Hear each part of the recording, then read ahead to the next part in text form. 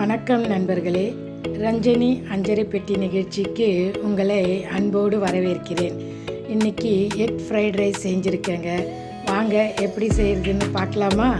அதுக்கு முன்னாடி நம்ம சேனலை சப்போர்ட் பண்ணுங்கள், லைக் பண்ணுங்கள், ஷேர் பண்ணுங்கள், கமெண்ட் பண்ணுங்கள், சப்ஸ்கிரைப் பண்ண மறந்துடாதீங்க ஃப்ரெண்ட்ஸ். வீட்டிலே எப்படி சுவையாக எக் ஃப்ரைட் ரைஸ் செய்கிறதுன்னு சொல்லித்தரேன் வாங்க. ஒரு பேன் வச்சு அதில் ஆயில் சேர்த்து நல்லா ஹீட் ஆனதும் நான் எக்கெல்லாம் சேர்க்குறேங்க. நான் ஒரு 4 எக்கு சேர்க்குறேன். இது ஒரு 3 பேர் சாப்பிட்லாங்க ஃப்ரைட் ரைஸ். இதை நம்ம எக் பிரிட்ஜ் மாதிரி ரெடி பண்ணிக்க போகிறோங்க.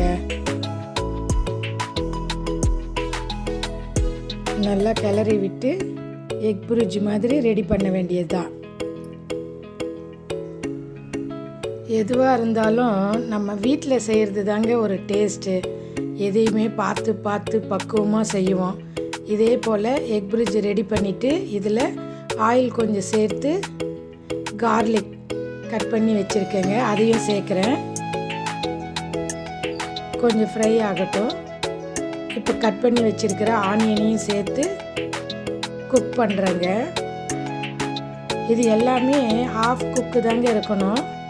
கொஞ்சமாக கட் பண்ணி வச்சுருக்கிற கேரட்டையும் சேர்த்துக்கிறேன்.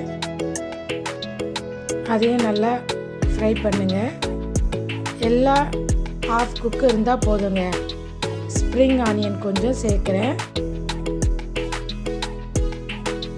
அதோட கொஞ்சமாக கட் பண்ணி வச்சுருக்கிற கேப்சிகம் அதையும் சேர்க்குறேன்.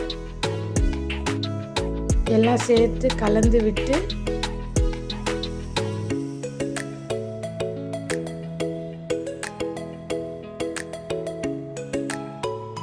ஒரு ஸ்பூன் அளவுக்கு நான் ரெட் சில்லி பவுடர் சேர்க்குறேங்க.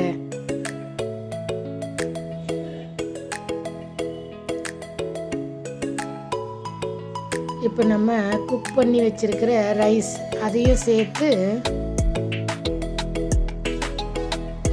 இதுக்கு தேவையான அளவு பெப்பர் சேர்க்குறேங்க.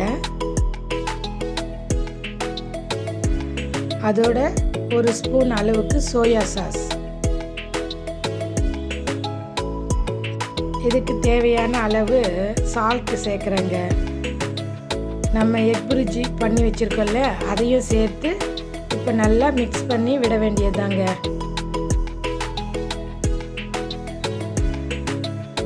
நல்லா மிக்ஸ் பண்ணிவிட்டு நம்ம கொஞ்சமாக கட் பண்ணி வச்சுருக்கிற ஸ்ப்ரிங் ஆனியனை சேர்க்க போகிறோங்க. அவ்வளோதாங்க, ஃப்ரைட் ரைஸ் ரெடிங்க.